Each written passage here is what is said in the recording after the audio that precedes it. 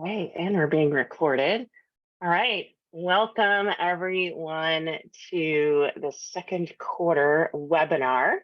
We're going to have a little fun today because Dennis is in a remote location and it's all about communication today. So today we're talking about effective communication and how are you being heard.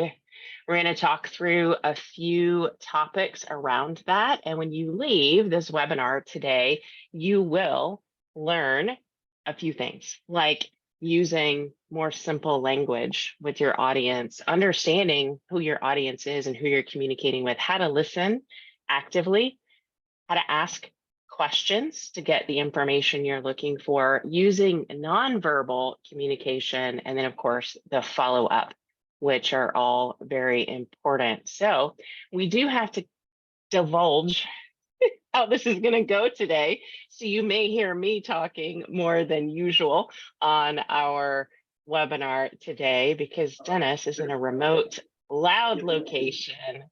I'm sorry for that. For that, I truly apologize if you have to listen to Trish more than me. I'm at the airport headed to beautiful Princeton, New Jersey here this evening. So, but in terms of, how are you being heard? Would it be better not to show? What would it sound like if I didn't show up at all? And I thought, well, maybe showing up in the airport, it's better to be heard from the airport than not at all. Yeah, and all the nonverbal communication happening around you, right? So let's talk about first, I think let's tackle using simple language.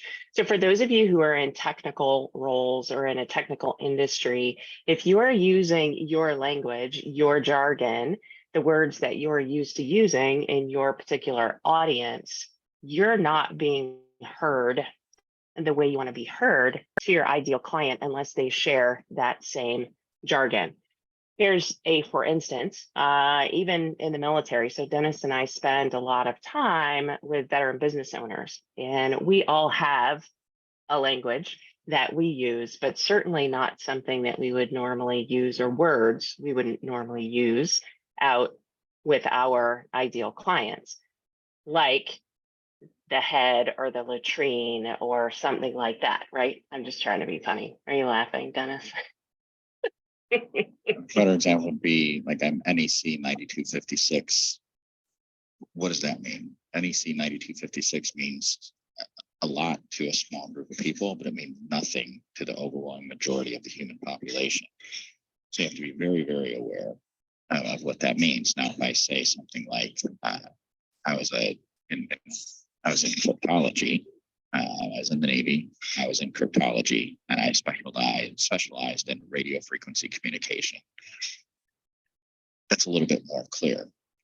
If I just simply said I was in naval intelligence, well, that's even more simple. So really knowing your audience, and that simple kind of follows a scale where, 9256 NAC code was very, very specific to a specific audience. Naval intelligence was a very general term.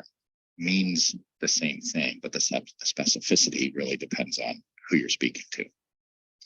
And using that simple language with your target audience or the audience that you're speaking to right now will help you connect.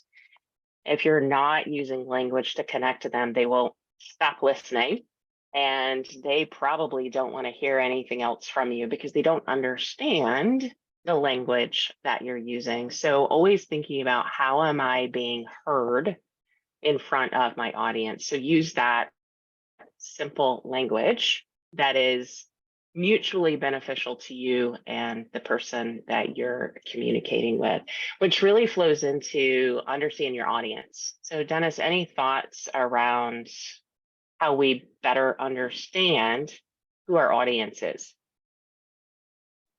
It starts with a little, I'll say this flippantly, a little online stalking, right? Never, ever, ever go into a meeting as if it's your first meeting. It should always be your second meeting. Your first meeting should be, doing offline homework, maybe even talking to people, looking for references, looking for reference clients, looking for people who may be in the industry, a similar industry or a parallel industry. And that way, when you go in, it's not cold, it's not awkward. You should never introduce yourself to someone you haven't met, especially in a business context. You should always do the homework, and it is a sign of respect. I mean, you think about how you're being heard. Back to how are you being heard? If you lead with knowing something about a person as an individual, or you lead with something that's industry specific or company specific, those communication barriers start to drop immediately, right? You're being heard as potentially someone who's genuinely interested, and maybe not someone who's trying to sell or be sold. Yeah, absolutely. And I think it's really important to, like you said, do your homework. And one of the easiest ways you can do that is on social media. I know we're not trying to creep on people, right? Or stalk them, but you should do some type of homework. So Google the person that you're going to be meeting or the group that you're going to be interfacing with. So you could use Google or any of the search engines that are out there if you prefer to use one of the competitors. You can also use things like Facebook or LinkedIn, particularly in the business world. And by the way, you can tell a lot about a person just based on how they post and the things that they post, not necessarily the way they write, but the language that they use inside of their profile and the things that they're putting in their profile. So understanding your audience, and from a DISC perspective, Dennis and I spend a lot of time doing assessments, not just with DISC, but with drivers and EQ and sales. DISC is the base of it. So we look at DISC in those 4 categories. We're talking about introverted versus extroverted, and task oriented versus people oriented. We all are some of those, but we tend to lean one direction, in one area more so than the others. And if we're only speaking the language of the people that we relate to, or the people that are easy to talk to, you guys all know somebody like that, right? Like, oh, we just get along because we do. You're missing 75% of the opportunities out there to communicate with other people or even bring them in as prospects in your business because you're not speaking their language. So understanding your audience is very important. And what about you talked a bit about prospects and clients, but what about teams? So if you've got a team or you're running an organization and you're wanting to communicate effectively with those folks on your team. I think the same is just as important. You need to understand what style those people on your team like to be communicated in, so that you can, and you and I talk about this all the time. We're not asking people to change, just be aware.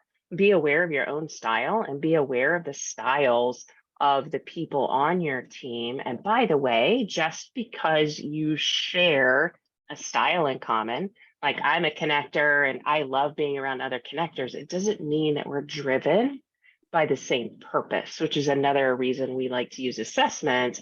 Even when you have people that are both maybe extroverted and people driven, they may be driven intrinsically by some other purpose. And we can pick up on that in assessments as well.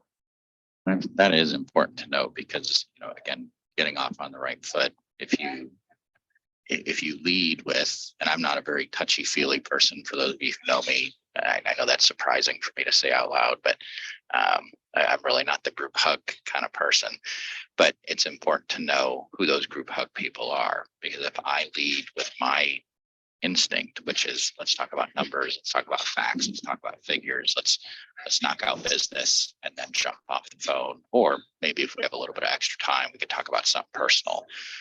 That's my personal style.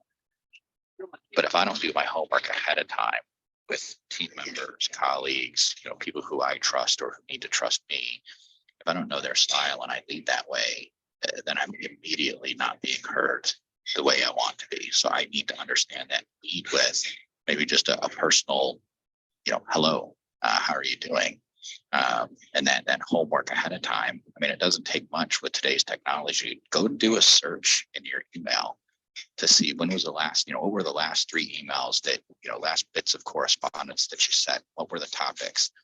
Was there a birthday? Was there a congratulations? Was there an accomplishment? Was there something in our day-to-day lives, we don't always remember those things. And I have to take special note of it because I'm not the group hug person, but that's really important to some people. I think I would say it's probably important to all people, maybe not to lead with, but to recognize that there's a human being behind these transactions. And there's a human being who wants to be acknowledged as a person, not necessarily as a meeting invite or as a potential prospect or sell.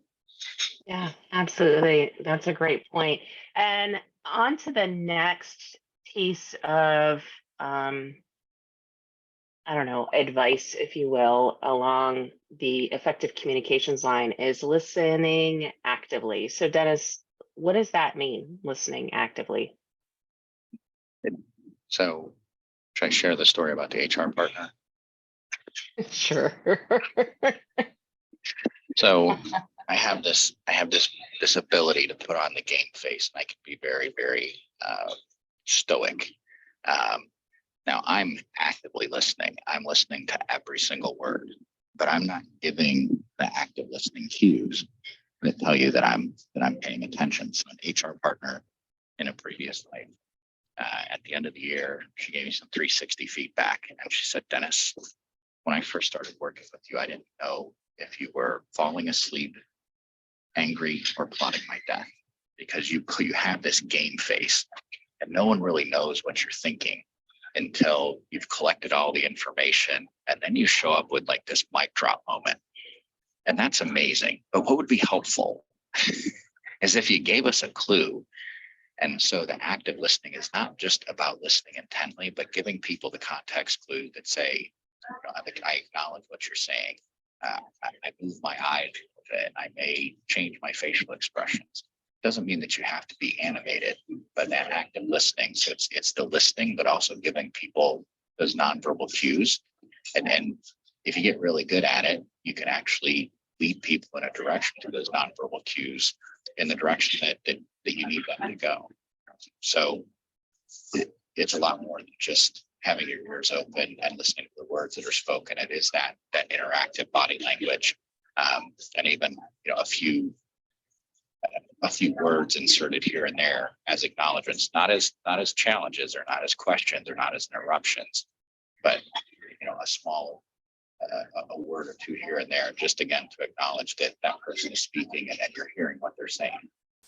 Yeah, absolutely. Which it reminds me that sometimes overactive participation can interrupt that active listening as well. Like when you and I have conversations and I have questions about what you're talking about, instead of asking the question and interrupting the story, actually writing down the question so that I can ask it, right? Whether it's you or someone else, and I can ask once you finish so that I'm not interrupting what you have to say. And I think that is a really good way to be an active listener as well. With technology and all of the things going on in the world, we're not very good active listeners because we're doing all of the things at the same time. We're having lunch, we're making coffee, we're typing on the computer, we may be in a meeting and doing something else, or we're distracted by the cat videos that are going on in the back of the behind the Zoom screen, right?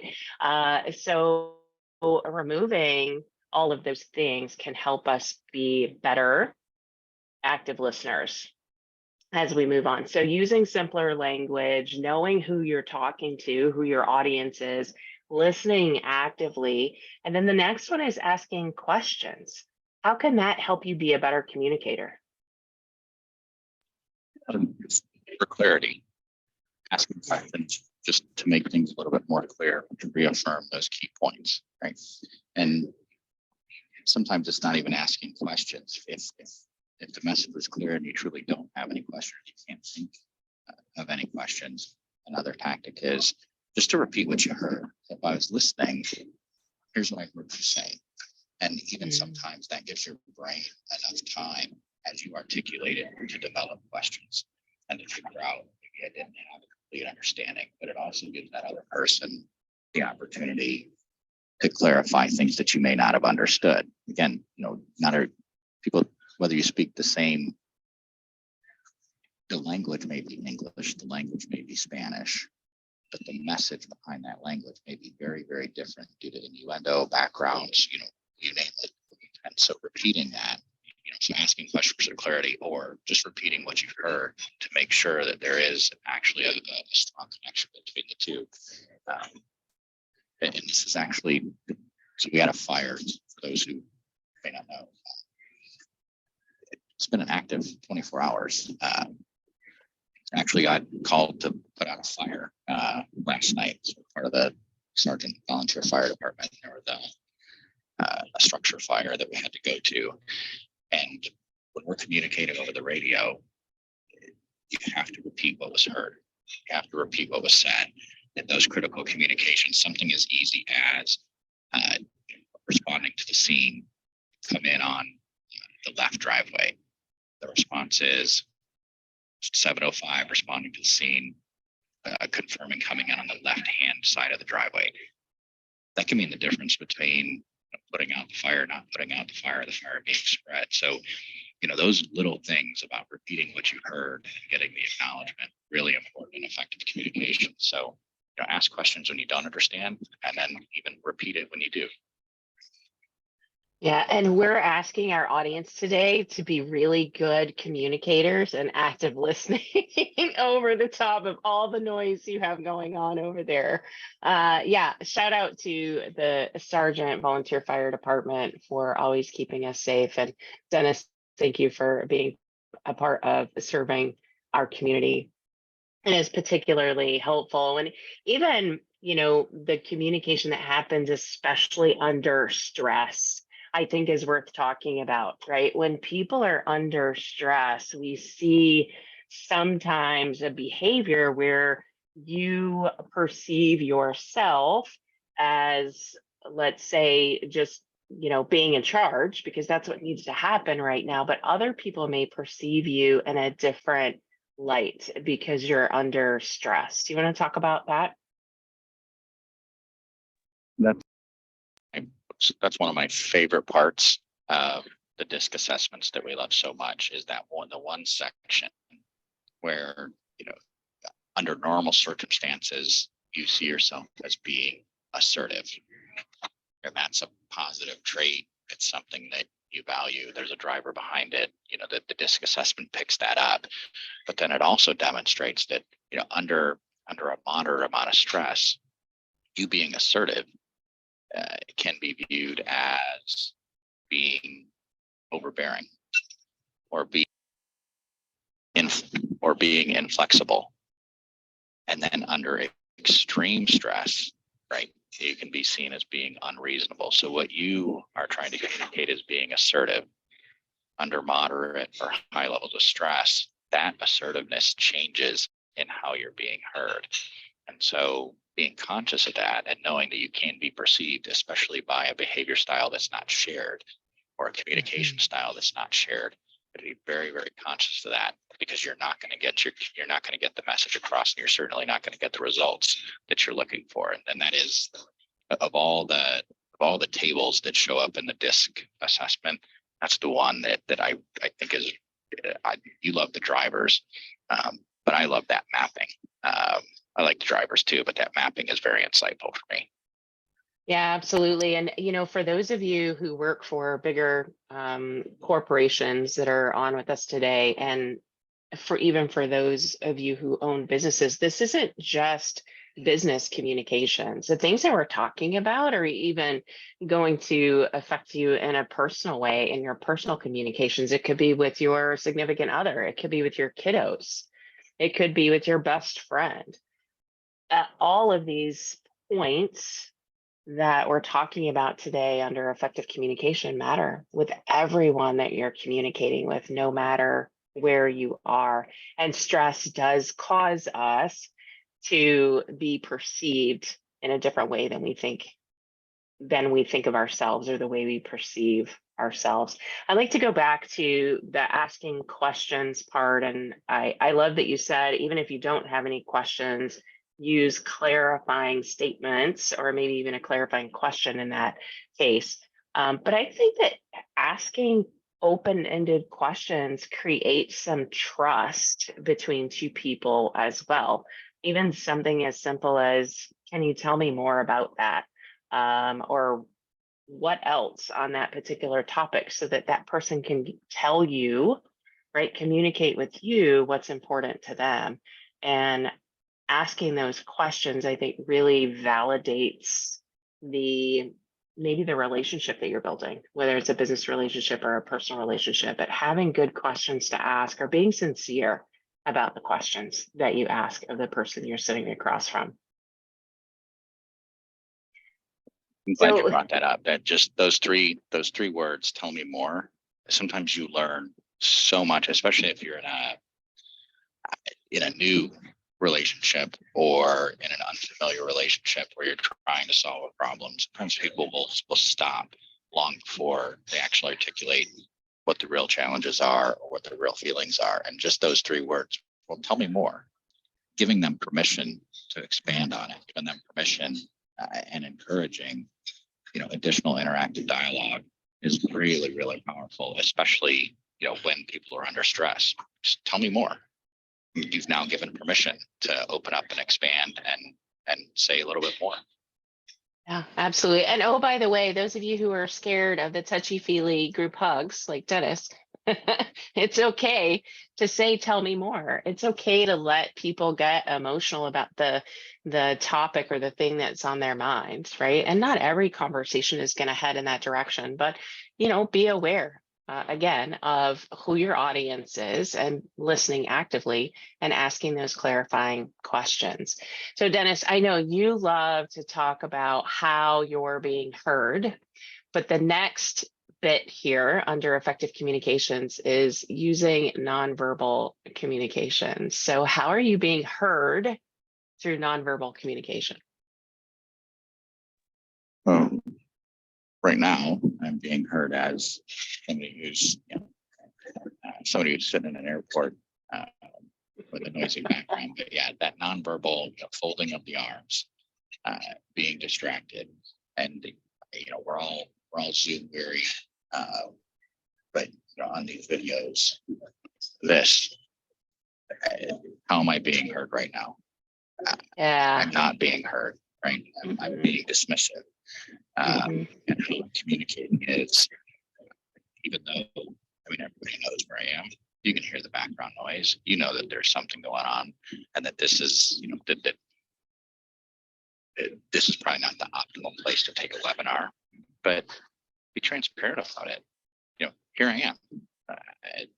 I'm looking at you, and you can tell that I'm looking at you. But that staring off into space, or this is my favorite. Yep. Yeah, good point. Good point. Sorry, I'm going to go on mute for a second. Yeah. Well, I couldn't find the mute button. What was the question again? That's a good one. Okay, I'm back. Yeah.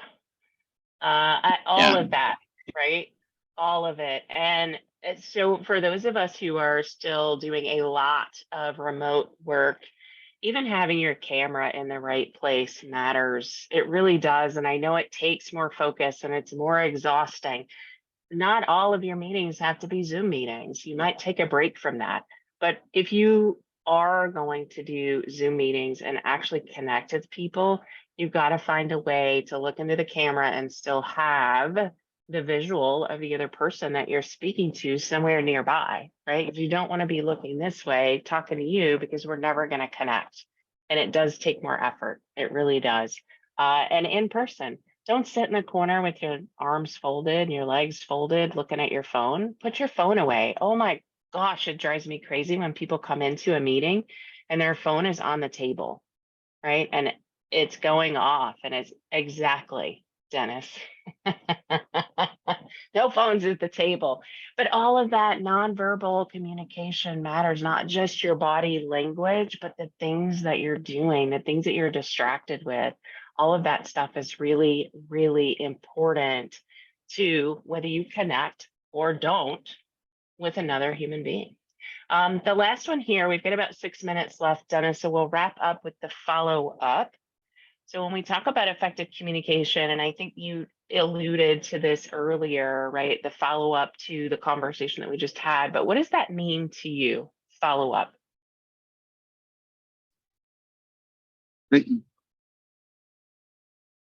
The follow up to, well, it's the making sure that if conversation, or that there is a follow up, or that there's something that something to turn around, that you actually do it. It's not 100% of the time. There are some conversations that just happen, but for those that are important, you need to bring closure to them. Some are not as positive of outcomes as others, but I think people appreciate that closure and that transparency. If you decide not to buy from somebody, if you decide not to proceed with the next step in a relationship, it's that follow up is just as important as turning around and saying, you know what, yeah, let's continue, let's proceed, because people want that closure, and you never know. I mean, this is a small world. You never know who you're going to bump into, whether it's in business, it's in life, it's just in casual relationships or professional relationships. The world is a small place, and having that follow-up and being transparent about whatever that next step is, even if there's not a next step, is important. And I know you're real big on follow-ups and even in some cases handwritten cards and those types of things. You're much better at that than I am, so maybe you're a stronger authority to speak to it. But I do think that the follow-ups are really important, whether they're positive or negative. Yeah, I agree. And, I even think as a follow up to the conversation we're having right now, are we taking away from the conversation what was meant to be taken away? Right? Did I understand clearly what this conversation was about? So thinking about people who have teams, if they're having a conversation around behavior or something that happened in the workplace, we need to be really clear and follow up with that person to make sure they understood what I was communicating, right? Was I being heard the way I thought that I was being heard? So using simple language, knowing your audience, listening actively, asking questions, thinking about that nonverbal communication and follow-ups are going to be really, really important to effective communications. I'm just going to give a shout out here to Dennis. He wasn't expecting this, but some of you may or may not know that Dennis is a trained mediator, meaning he can come in to teams and help with mediation, help with that communication plan, help with the go forward. How do we get through this thing that's going on inside the workplace? If anybody needs any help or direction or wants to talk to Dennis more about that, please let us know. And then both of us are absolutely qualified to come in and do DISC assessments, team assessments. We can talk about EQ, drivers. If you've got a sales team that you'd like to get assessed, it really, really does help build your team into a team that works. All right, as we close, Dennis and I want to share a gift with you today, and it is a behavior style self-assessment worksheet. So if you use the QR code on the left-hand side, it will take you to a short video that explains the worksheets. You can download the worksheets and do a self-assessment, figure out where you are. If you have taken a full data DISC assessment, this self-assessment will be darn close to where you assessed on one of the bigger assessments or the one that's filled with data.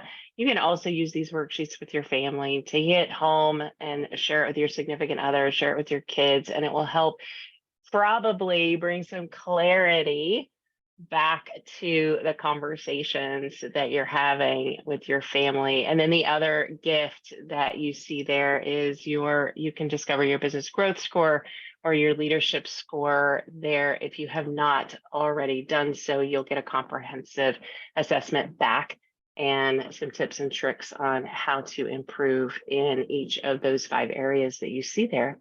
Dennis, anything to close us with? No, think you knocked out of the park, and thanks for carrying me it with all this background noise. I Thanks for had to letting me carry join. the load. Way to do effective communication from the airport. Thank you all, as always, for joining us. We will see you third quarter. Be on the lookout for that. We hope that you're taking away some really good messages today around effective communication. Have a great afternoon. Bye, guys.